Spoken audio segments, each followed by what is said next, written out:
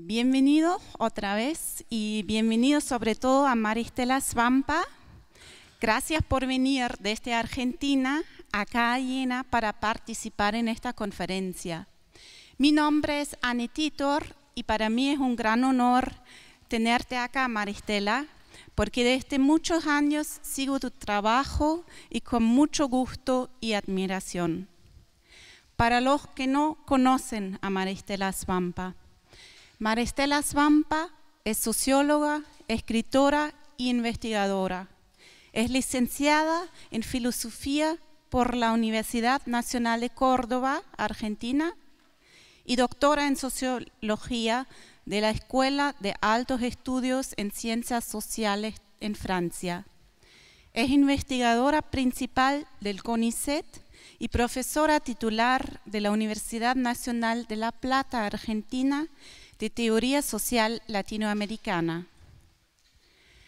Maristela obtuvo un montón de premios y becas, entre ellas la beca Guggenheim y el premio Konex, o más reciente, el premio Argentino Nacional en la categoría Ensayo Sociológico. Ella escribió muchísimos libros, básicamente por lo menos uno cada año, y no voy a mencionarlos todos. Solo a 3 me gustaría mencionar porque me parecen representativos para su obra de alguna forma. Muchos de sus trabajos son dedicados a los movimientos sociales y la sociología política. Cuando yo era todavía estudiante de maestría, su libro La sociedad excluyente, la Argentina bajo el signo del neoliberalismo, me ayudó mucho para entender las profundas desigualdades en Argentina y un poco de la cultura política argentina, sobre todo en el campo popular. Segundo, el libro con el título Debates latinoamericanos, indianismo, desarrollo, dependencia y populismo, publicado en el 2017. Ahí reflexiona sobre buena parte de las teorías políticas latinoamericanas, tanto pasadas como presentes, y discute los conceptos horizonte del momento actual, como los bienes comunes, la ética del cuidado, el ecofeminismo, el buen vivir, los derechos de la naturaleza, la descolonialidad del poder y saber, el postdesarrollo, la autonomía y el postextractivismo. Tercero y último, un libro aún más reciente del 2018 que se llama Las fronteras del neoextractivismo en América Latina, conflictos socioambientales, giro ecoterritorial y nuevas dependencias. Lo menciono porque la problemática socioambiental y el acompañamiento de diferentes luchas ecoterritoriales es algo que también caracteriza el pensamiento reciente de Maristela, y lo menciono porque se pueden bajarlo libremente del internet y se va a traducirlo al alemán entre poco. Eso ojalá a ustedes les ha dado una pequeña idea sobre los temas que trabaja Maristela, y ahora no voy a mencionar más títulos y becas y premios, sino dar la palabra a Maristela. Estoy encantada que ahora vamos a escuchar tus reflexiones sobre las transformaciones del sur global.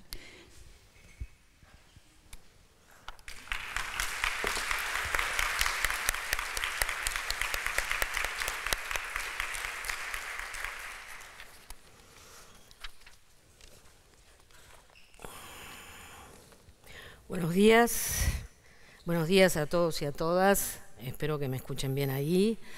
Muchas gracias, antes que nada, a los y las organizadoras, sobre todo las organizadoras, ¿no?, que han hecho posible que esté aquí en este congreso.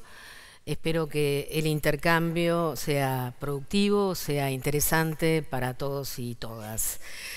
Yo voy a hablar sobre las transformaciones en el sur global, perspectivas para el futuro. Para comenzar, quisiera decir que existe un consenso generalizado acerca de la gravedad de la crisis socioecológica. Esta semana nomás ha habido protestas masivas contra el cambio climático en todo el mundo que finalizan este viernes.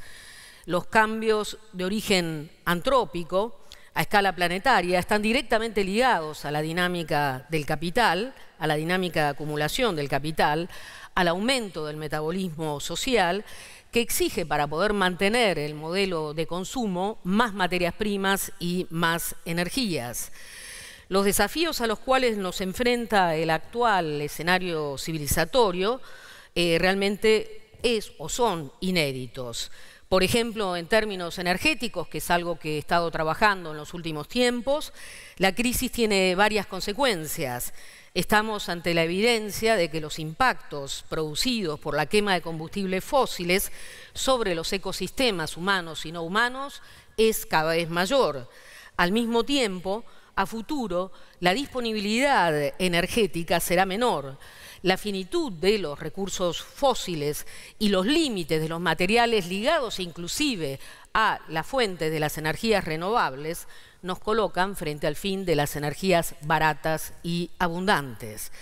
Por otro lado, a nivel global somos conscientes de que atravesamos también una inflexión en términos de regresión política en términos de la democracia, debido al avance de las extremas derechas, de los populismos xenofóbicos que nos colocan ante una encrucijada. En términos políticos podríamos decir que vivimos una suerte de distopía global que agudiza la crisis de las diferentes izquierdas, ¿no? Y manifiesta el fracaso de los programas o de los proyectos emancipatorios, sea que hablemos de socialismo tout court, o socialismo a secas, o socialismo del siglo XXI, lo cual engloba entonces tanto a los países centrales como a los países periféricos. Sin embargo, pese a que existen, creo yo, narrativas globales, ¿no? Nuevas narrativas emancipatorias, estas no parecen traducirse en términos de proyecto político de alcance más global, más macrosocial. En un mundo marcado por la distopía, tanto política como ecológica, las utopías parecen conocer solo la escala más bien local, ¿no? Estamos incluso lejos de la imagen del leviatán climático, del cual nos hablan, por ejemplo, Geoff Mann y Joel Weinreich. Esto es la suerte de un gendarme global capaz de controlar quién emite carbono y quién no, sino más bien insertos en una arena sumamente reaccionaria, capitalista, en la cual se discuten recursos en clave nacionalista, en clave de discurso negacionista, entre potencias que buscan por obtener mayores beneficios a partir de la destrucción de los ecosistemas y a costa también del clima. Por último, la posibilidad de influir también en agendas nacionales parecen ser claramente insuficientes para contrarrestar la cuestión ligada a la distopía global y por momentos tampoco parecen ser suficientes para reforzar las utopías concretas que a nivel local se están dando en los territorios del sur, aunque también del norte, y que manifiestan efectivamente otros modos de habitar el territorio. Es en este marco tan complejo, tan cambiante, en el cual se entrecruzan distopía global, posibilismos en medios de medio término y utopías concretas, que yo quisiera hacer algunas reflexiones más bien teóricas desde el sur acerca de cuáles son las nociones o los conceptos en disputa y acerca también de cuáles son las narrativas que aluden a prácticas de reexistencia, a nuevos modos de habitar el territorio. Quisiera agregar antes de comenzar que hasta hace poco tiempo América Latina, representada por los gobiernos progresistas, parecía estar a contramano del proceso de radicalización del neoliberalismo y el avance de la xenofobia y la extrema derecha. Sin embargo, nuevos vientos ideológicos recorren también el sur del continente latinoamericano. El ascenso de Bolsonaro en Brasil es la ilustración más cabal, pero también el viraje a la derecha de gobiernos como el de Ecuador, también el de Argentina, aún si ha habido elecciones y confirmarán el resultado de la derrota de la derecha en Argentina. Vemos que el panorama ha cambiado. La deriva autoritaria de gobiernos como el de Venezuela y el de Nicaragua y el recrudecimiento de la represión en gobiernos como el de Colombia no dejan dudas acerca del final de un ciclo, el ciclo progresista más ligado con todos sus problemas a un discurso más igualitario, que nos presenta entonces un escenario muy, muy preocupante. En función de lo dicho, yo quisiera presentar en esta conferencia 3 ejes generales. Uno de ellos tiene que ver sobre las tensiones e interpretaciones de la crisis socioecológica en América Latina, qué lectura estamos haciendo desde el sur. Un segundo eje tiene que ver con la noción de posdesarrollo, que creo que básicamente traduce un nuevo paradigma. Y en tercer lugar quisiera hacer énfasis en las narrativas relacionales, en los enfoques relacionales que hoy expresan el giro ecoterritorial de las luchas en América Latina. Así que sin más introducción, yo quisiera embarcarme en esta tarea de abordar, aunque sea genéricamente, estos 3 ejes fundamentales. El primero de ellos tiene que ver con la crisis socioecológica, las tensiones e interpretaciones y asimetrías que registramos en América Latina. Yo quisiera aclarar antes que nada que soy una de las pocas que trabaja con el concepto de antropoceno, porque creo que el concepto de antropoceno, que da cuenta de la gravedad de la crisis socioecológica a nivel planetario, de su alcance civilizatorio, que pone de manifiesto el umbral de riesgo que ha atravesado ya la humanidad, es un concepto en disputa o que se inserta en un campo en disputa. Discúlpenme, sí, ok, es ahí. En esa línea, digamos que la importancia del concepto de antropoceno no tiene tanto que ver con la gravedad de la crisis socioecológica, en la cual todos coinciden, sino más bien en las salidas o en los dispositivos de intervención que estos proponen para superar efectivamente dicha crisis. Y en esa línea hay interpretaciones opuestas.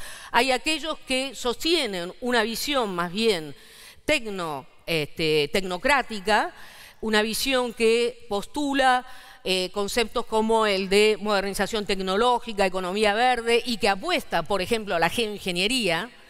Y por otro lado hay una concepción más crítica o hipercrítica que avanza en un sentido antisistémico para poder superar efectivamente la crisis y como tal liga necesariamente el antropoceno con la crisis del capitalismo.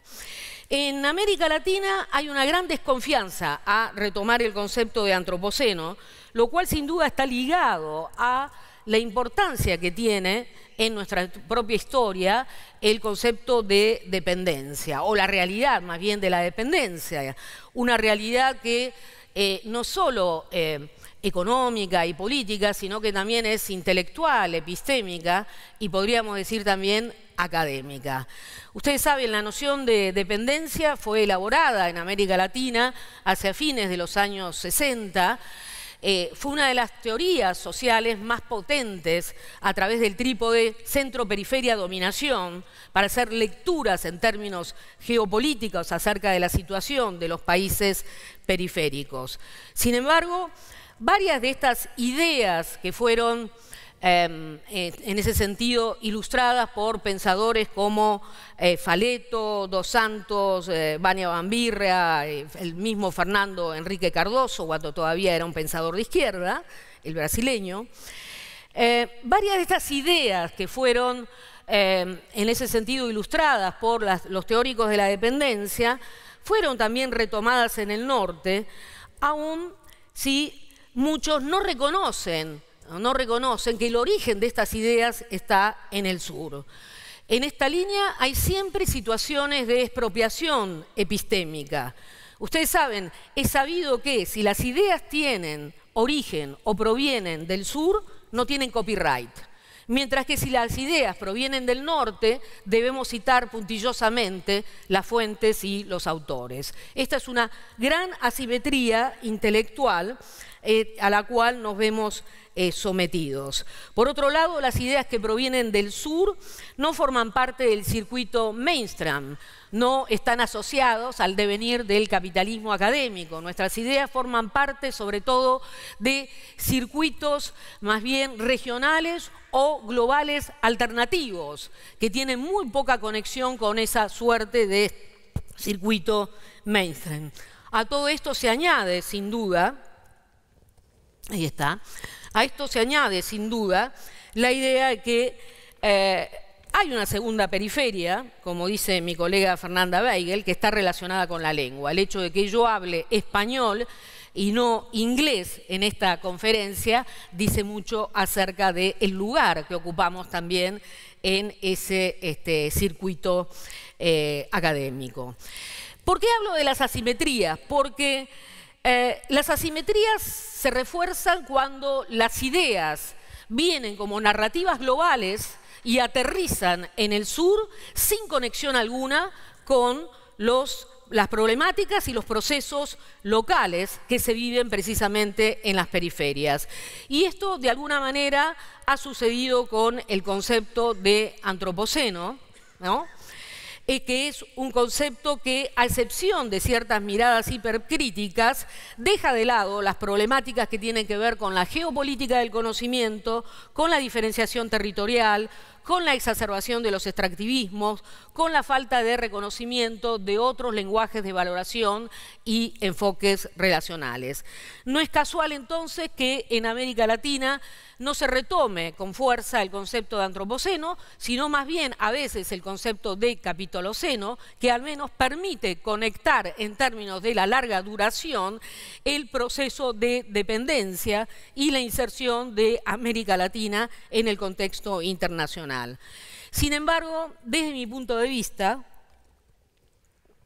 la discusión entre antropoceno y capitoloceno es un falso debate, en tanto y en cuanto lo esencial es ver cuáles son los dispositivos de intervención que se plantean para salir de la crisis. Yo insisto que el concepto de antropoceno se inserta en un campo de disputa y es además un concepto síntesis que permite algo muy novedoso y es la posibilidad de comunicación entre, podríamos decir, las ciencias de la tierra, las ciencias sociales y humanas e inclusive el arte que reflexiona sobre la dimensión que tiene la crisis socioecológica.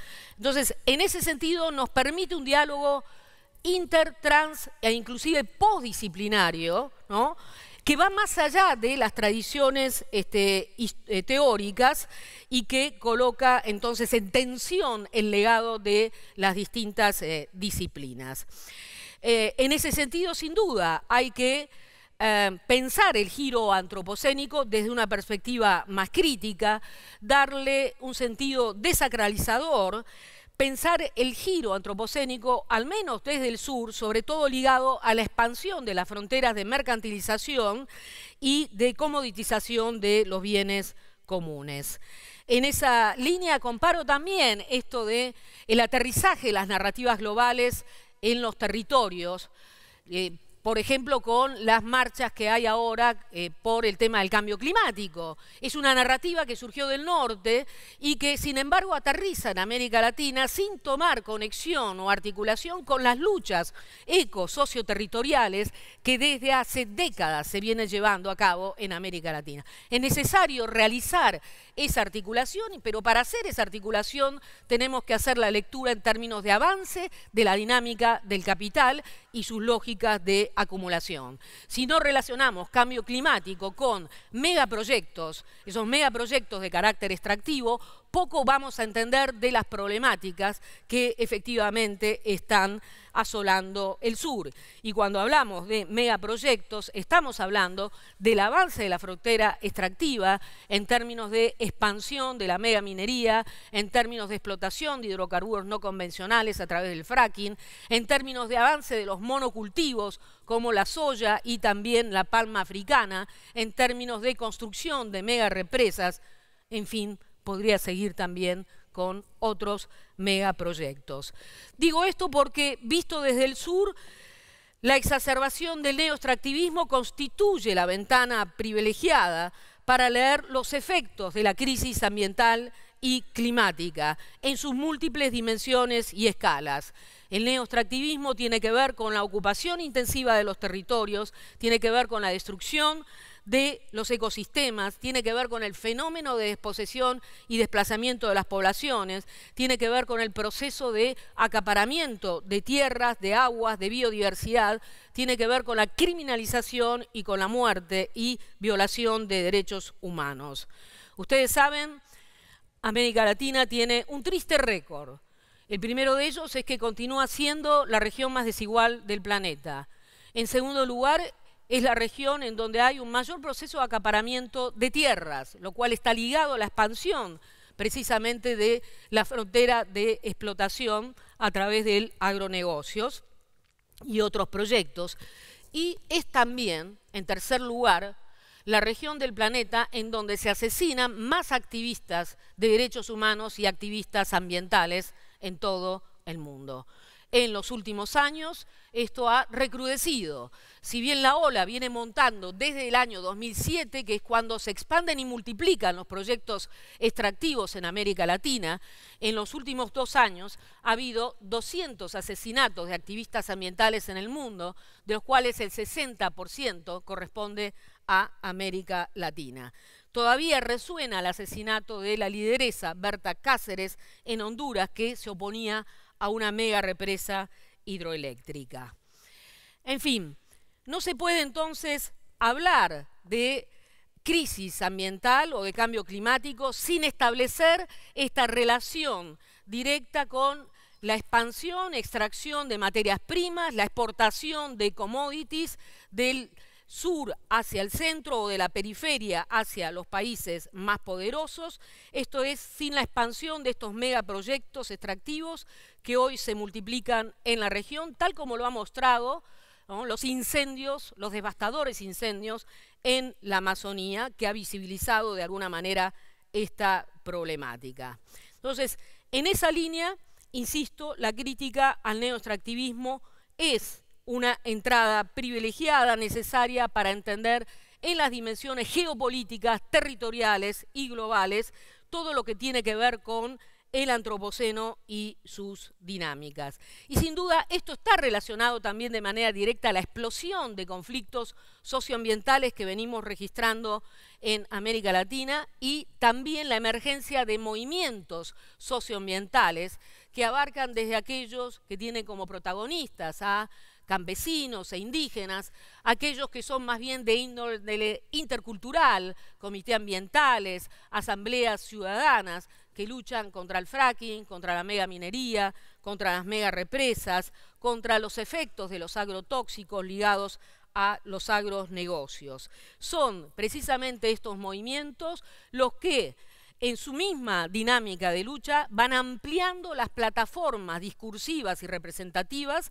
para terminar cuestionando modelos de desarrollo que son altamente insustentables y van desarrollando nuevos lenguajes del territorio que dan cuenta de una nueva racionalidad y relacionalidad ambiental. En el eje 2 quisiera hablarles sobre una de las ideas centrales, ¿no?, que forma parte de nuestro corpus, que es la idea de posdesarrollo, tan asociada hoy en día a las luchas. Porque en esa línea hay que decir que la crítica al neoextractivismo ha dado lugar a un pensamiento ambiental y político radical, en el cual al menos se encuentran dos conceptos, posdesarrollo y posextractivismo. A mí me parece que es mucho más amplio el concepto de posdesarrollo, un concepto que fue acuñado por Arturo Escobar ya hace 20 años, podríamos decir, y que en términos postestructuralistas cuestionó sobre todo al desarrollo como un discurso de poder, que aún si se manifestaba o tenía como correlato el fracaso de programas económicos y sociales ligados al discurso del desarrollo, todavía ejercía sus efectos de poder, sus efectos disciplinadores. Y por sobre todas las cosas, señalaba Escobar en ese momento, por sobre todas las cosas, el discurso del desarrollo deja de lado o suprime esos otros saberes regionales, locales y ancestrales que vienen de la mano de las clases o los sectores subalternos. En esa línea es que, sin duda, se conectó la crítica temprana al desarrollo con la crítica al neoextractivismo. Ese es el punto que tienen en común. Esa crítica al desarrollo que pone sobre todo de manifiesto cuáles son las limitaciones de este discurso de poder, sobre todo subrayando el carácter productivista de la visión dominante del desarrollo, que considera que el crecimiento es un fin en sí mismo y no un medio, y que sobre todo se apoya sobre la idea de que los recursos naturales son infinitos, ¿no?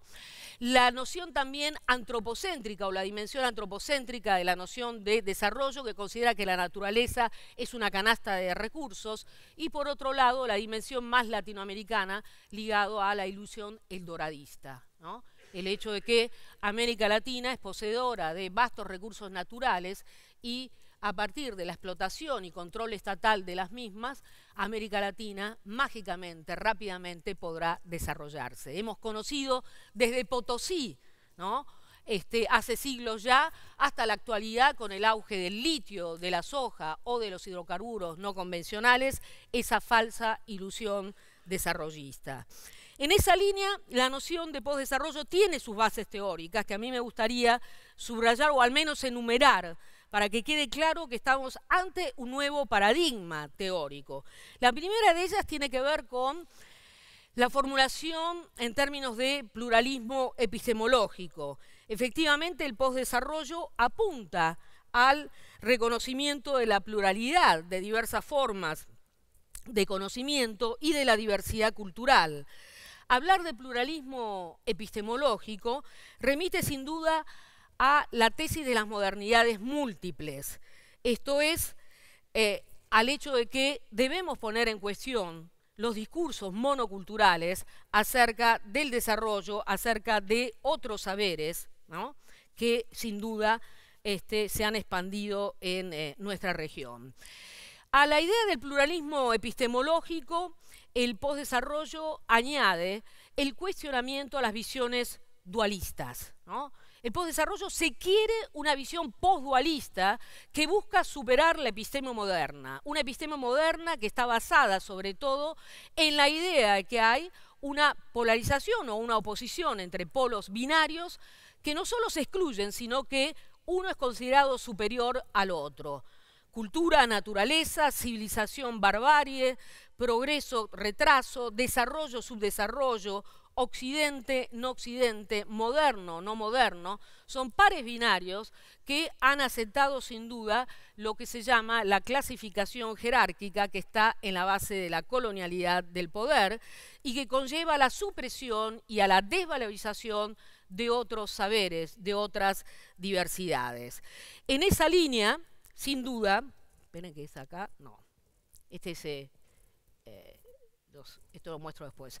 En esta línea, sin duda, hay que tener en cuenta que el posdesarrollo, esperen que, ahí está, el posdesarrollo apunta, en tanto crítica al desarrollo, abrió a un espacio interdisciplinario de análisis situado en América Latina en los últimos 20 años. Eso me parece muy importante subrayarlo, porque no es una sola disciplina que está reflexionando, ¿no?, en términos de crítica del desarrollo, sino que son un conjunto de disciplinas que con diferentes lenguajes o categorías construyen un espacio en común, desde la ecología política, la economía ecológica, la antropología crítica, vamos a ver por qué, la sociología de los movimientos sociales, la geografía crítica, que en Brasil ha tenido un amplio desarrollo, la historia ambiental, los estudios subalternos, sobre todo ligados, vamos a ver, a los feminismos populares, y la agroecología. En esta línea, sin duda ha habido aportes señeros, ¿no? Aportes pioneros de parte del grupo de ecología política que está enmarcado en CLACSO, el Consejo Latinoamericano de Ciencias Sociales. El grupo de ecología política viene trabajando en estas cuestiones de finales de los 90, aún si retoma la crítica al desarrollo y al neoextractivismo en los últimos 5 o 10 años. Y sin duda quienes hemos hecho digamos, un aporte en esta línea, somos el grupo de alternativas al desarrollo, que es un grupo que nos venimos juntando desde 2011 a la actualidad, apoyado por la Fundación Rosa Luxemburgo, y que hemos publicado diferentes libros que sobre todo ponen el acento en la crítica al desarrollo y la crítica al neoextractivismo, postulando nuevos conceptos, horizontes. Libros que han sido publicados no solo en inglés, sino que están siendo traducidos en este momento al coreano y al chino. Son esas cuestiones que nos sorprenden. Pero bueno, en términos de crítica al neoextractivismo hay mucha literatura. Yo ahí subrayo el caso de Eduardo Budinas, que sin duda ha tenido trabajos pioneros en el campo, y el último libro que yo publiqué sobre fronteras del neoextractivismo en América Latina, que como decía Ana, será publicado prontamente en alemán. Pero efectivamente en esa línea quisiera agregar, antes de continuar, dos cuestiones. La primera de ellas es que ustedes podrán preguntarse qué conexiones hay entre, algunos podrán preguntarse, los que conocen, qué conexiones hay entre la visión del postdesarrollo y la perspectiva decolonial, que es una perspectiva que está muy en boga en la actualidad en América Latina. Yo quisiera decir que sin duda hay una conexión con la perspectiva decolonial, que no podemos negar, puesto que la perspectiva decolonial en los últimos 20 años ha insistido en una perspectiva de largo plazo, ¿no? En la persistencia de estructuras de dominación de largo plazo que tienen que ver con el proceso de racialización de las relaciones de poder, el hecho de que se naturalizan las relaciones inferior-superior. Y ha puesto de relieve sobre todo el lado oscuro de la modernidad tan vinculado a la conquista de América. Sin embargo, desde mi perspectiva, yo creo que lo decolonial es un enfoque muy genérico, es una posición más bien enunciativa que no avanza en la construcción de conceptos de alcance intermedio. Algo que sí hace la perspectiva, o que propone hacer la perspectiva postdesarrollista, avanzar en la construcción de conceptos de alcance intermedio, tanto como lo hizo la perspectiva dependentista. Si hay algo que tuvieron los dependentistas latinoamericanos en los años 70, fue que no solo elaboraron una perspectiva macrosocial, de lectura más general sobre los procesos económicos y políticos de América Latina, sino que además realizaron el análisis en términos histórico-estructurales de los problemas que aquejaban a sus sociedades. En esa línea, la perspectiva postdesarrollista también tiene un anclaje más situado, más concreto, en términos de análisis de las sociedades, y construye conceptos de alcance intermedio como el de territorio, territorialidad, giro ecoterritorial, entre otros, que permite también una mayor conexión con las prácticas y los lenguajes feministas, indianistas y ecologistas. Entonces, en esa línea, sin duda, es muy importante subrayar que el postdesarrollo construye conceptos operativos que facilitan un análisis situado. Hay otra cuestión que tiene también que ver con las bases más teóricas de la perspectiva del postdesarrollo, y esto está ligado a la propuesta de diálogos de saberes. Se habla mucho de los diálogos de saberes, pero también es algo mucho más enunciativo, ¿no? Y a veces tiene muy poco correlato con la realidad. Yo creo que el diálogo de saberes debe establecerse a 3 niveles diferenciados. Hay un nivel inter o transdisciplinario, del cual yo creo la categoría de antropoceno sin duda nos ayuda, promueve ese diálogo aún con sus fuertes tensiones. Hay un diálogo que tiene que ver con los puentes que se pueden establecer entre el saber académico y las poblaciones afectadas. ¿Cómo hacemos para legitimar esos otros saberes que promueven las poblaciones afectadas, que son las que padecen efectivamente estos conflictos? En esa línea, sin duda, el lenguaje de las propias poblaciones afectadas nos obligan a pensar la ciencia como una construcción social dinámica y crítica desde un lugar ético, independientemente de los poderes, sean estos económicos, políticos y religiosos. Es un diálogo de saberes que apunta sobre todo a un concepto más amplio de la ciencia, en términos, podríamos decir, de ciencia posnormal, como subrayan Funtowicz y De Marchi, que exige otro tipo de reflexividad científica ligado más a la complementariedad entre saber científico y poblaciones afectadas. Sin duda, la idea de tener en cuenta las necesidades de las comunidades interpela fuertemente al saber científico y nos coloca en otro horizonte dialógico, no solo en términos, insisto, inter y transdisciplinarios, sino con las poblaciones afectadas. Y por supuesto, hay un tercer nivel en términos de diálogo de saberes, nunca me voy a olvidar de subrayarlo, que es el diálogo norte-sur, ¿no? Ese diálogo norte-sur siempre asimétrico que nos convoca efectivamente a pensar en términos más integradores de narrativas globales que deben aterrizar y articularse con las problemáticas locales. En esa línea, yo quería subrayar un aporte que son los diálogos entre la noción de post-extractivismo y de crecimiento, ¿no? Hay un libro que yo he puesto aquí, la tapa del libro que han escrito Alberto Acosta, ecuatoriano, y Uli Brandt, alemán, que propone ese diálogo entre conceptos que provienen de diferentes latitudes. Ustedes saben que el concepto de crecimiento, yo estoy convencida, hay una segunda vida de la noción de crecimiento a partir del año 2002 en adelante, se ha constituido en una suerte de paraguas de diferentes experiencias alternativas, desde las comunidades ecorurales hasta las monedas sociales o las transition town, ¿no? Y desde el lado del post-extractivismo están sin duda estas experiencias ligadas al post-desarrollo que proponen desde comunidades campesino-indígenas hasta comunidades ligadas a la crítica al extractivismo. Entonces, en esa línea tenemos muchos trabajos. Puse también uno de los últimos libros que elaboramos del Grupo de Alternativas al Desarrollo, pero tengo otro más. Este libro también es importante, es un libro que acaba de ser publicado y que abre también al diálogo norte-sur desde una perspectiva más amplia, porque en realidad este es el sur desde una perspectiva más amplia, no solo América Latina, es también la India, que aporta a la noción de posdesarrollo, ¿no? Poniendo o invocando aquel primer diccionario del desarrollo que se publicó hace unos 20 años y que colocó en agenda esa crítica central al desarrollo y que ahora, digamos, tiene un correlato mucho más empírico, no solo por la gravedad de la crisis socioecológica, sino por la actividad de tantos movimientos socioambientales que buscan otros modos de habitar el territorio. Tercer lugar, tercer eje, ya saliendo, es muy poco lo que tengo que decir de esto, o más bien tengo poco tiempo, creo.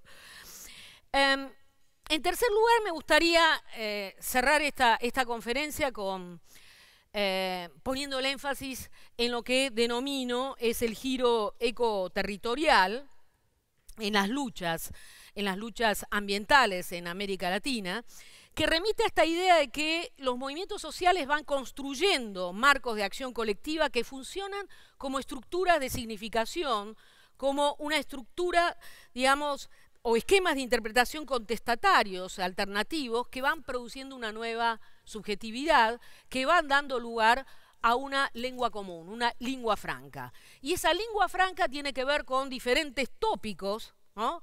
Con diferentes tópicos que tienen hoy una centralidad en la gramática política alternativa, desde tópicos como el buen vivir, los derechos de la naturaleza, hasta la ética del cuidado y los ecofeminismos. En esa línea, sin duda, ¿no?, el giro ecoterritorial marca, al menos como tendencia, la emergencia de nuevos lenguajes de valoración sin constituirse en un marco unívoco, pero sí marcan la existencia de una lengua cada vez más común. En esa línea yo creo que hay dos narrativas relacionales fundamentales que son las más integradoras en la medida que son las que cuestionan con mayor radicalidad la episteme moderna, que son la noción de buen vivir y la de derecho de la naturaleza por un lado, y la otra, los feminismos populares del sur. Voy a decir brevemente algo de cada una de ellas para terminar. Antes que nada, quiero subrayar que en esta línea, sin duda, los aportes de la antropología crítica con el llamado giro ontológico son fundamentales, porque es desde la antropología crítica que se ha puesto de manifiesto la crisis de la episteme moderna, valorizando otras conceptualizaciones de la naturaleza, entre las cuales están, por ejemplo, las conceptualizaciones de los propios movimientos o poblaciones originarias. Viveiros de Castro en Brasil, pero también Philippe Descola en Francia, han puesto de relieve este acoplamiento trágico entre orden cosmológico y orden social que ha llevado, en el marco de la crisis socioecológica, a una valoración de esos otros lenguajes de la naturaleza. Es en esa línea que se insertan el buen vivir y los derechos de la naturaleza por un lado y por otro lado los feminismos del sur. Dos cuestiones para subrayar sobre el buen vivir y los derechos de la naturaleza antes de terminar con los feminismos del sur. La noción de buen vivir tuvo su momento de gloria a inicios del ciclo progresista en América Latina. Es un concepto que de alguna manera señala una superficie sobre la cual se pueden inscribir diversos sentidos emancipatorios. Hubo un consenso precario en el cual sobre todo la noción de buen vivir aparecía asociada a la de derechos de la naturaleza. Y eso era lo fundamental, porque efectivamente a través de esta asociación con la noción de derecho de la naturaleza, lo que se buscaba decir es que había que apuntar a otros modelos de desarrollo diferentes del modelo productivista, exportador, basado en el neoextractivismo. Al calor del ciclo progresista, sobre todo en Ecuador y Bolivia, donde se discutieron estos temas, lo que vimos fue un vaciamiento, una vampirización de la noción del buen vivir y una expulsión del concepto de derechos de la naturaleza. Entonces, en esa línea lo que podemos decir es que efectivamente la noción de buen vivir, reapropiada de los discursos gubernamentales, se fue convirtiendo cada vez más o se fue asociando cada vez más a la noción de desarrollo humano, a un enfoque de las capacidades, pero lejos de los derechos de la naturaleza. Y cuando hablamos de derecho de la naturaleza, sin duda estamos hablando de otros lenguajes de valoración, estamos insistiendo en esto de que la naturaleza no solo es objeto, sino sujeto de derechos, pero sobre todo ponemos el acento en el hecho de que estos lenguajes de valoración no plantean la idea de una naturaleza intocada, sino sobre todo de la conservación y mantenimiento de las funciones y los ciclos de la vida. Eso es fundamental, es una respuesta ante la crisis socioecológica en términos de visión relacional que concibe al ser humano dentro de la naturaleza y que plantea rescatar las diversidades frente al proceso de occidentalización del planeta en nombre del desarrollo.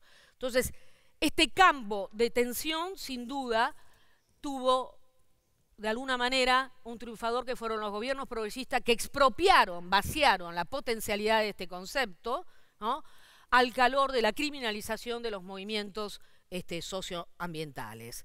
Pero sin duda lo más novedoso tiene que ver con los feminismos del sur o con los feminismos populares en América Latina.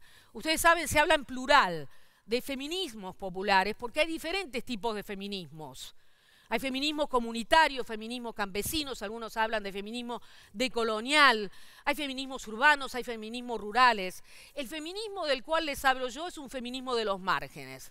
Es un feminismo que da visibilidad a los sectores más bien campesinos, indígenas, y a los sectores subalternos que luchan, ¿no? Que luchan en los márgenes contra la expansión de la frontera petrolera, contra la expansión de la megaminería o contra los efectos de los agrotóxicos. Son esos nuevos feminismos que inclusive al principio de la lucha no se dicen feministas, que tienen una gran centralidad. Siempre supimos que las mujeres son las grandes protagonistas de estas luchas. En esa línea es necesario subrayar varias cuestiones. En primer lugar, que ese feminismo de los márgenes es cierto, al principio no se dice feminista, pero al calor de esas luchas, sobre todo en el vaivén entre lo público y lo privado, van empoderándose y a la par que van cuestionando la expansión de la frontera extractiva, en el ámbito privado van experimentando y padeciendo la opresión de género.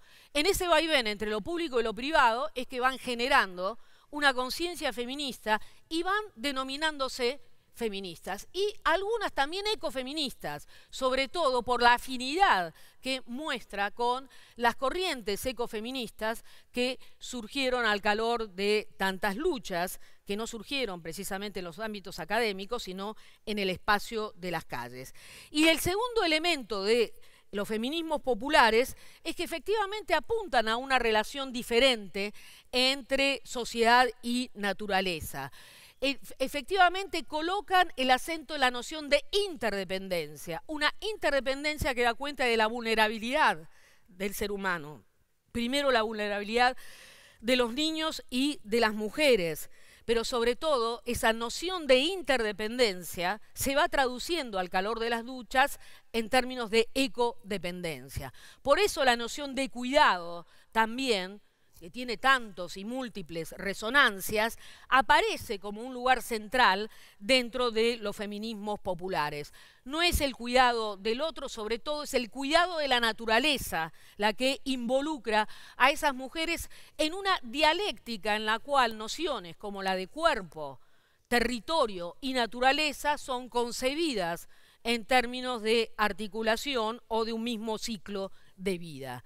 La noción de vida aparece en el centro de una dinámica que termina por desacralizar el mito del desarrollo, que termina por, sobre todo, sospechar de lo que hay detrás de aquellos que ocultan los impactos de los modelos de desarrollo y que reivindican al cuidado como piedra fundacional para pensar una ética de la vida.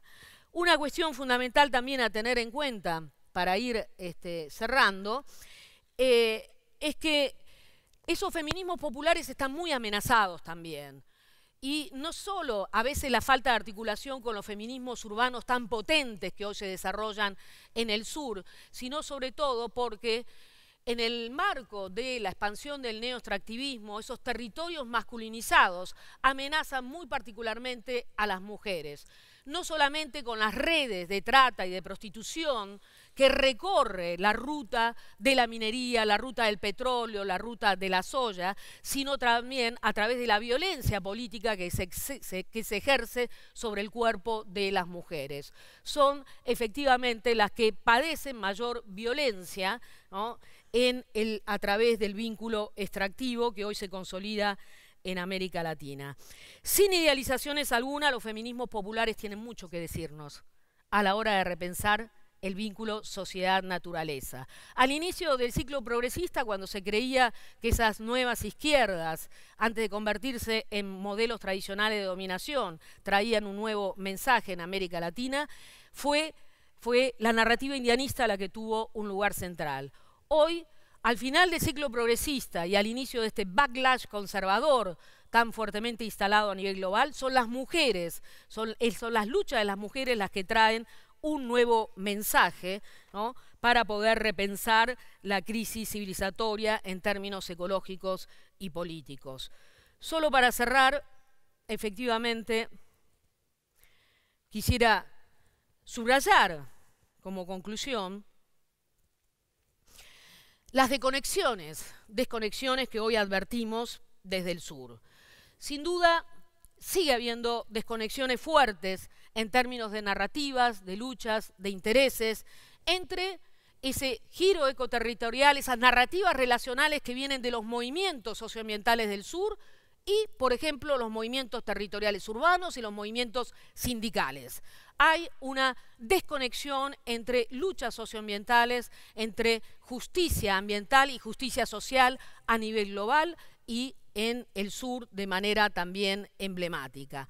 Hay una desconexión también entre las agendas del norte y del sur, entre lo que es el campo o la geografía del consumo y la geografía de la extracción.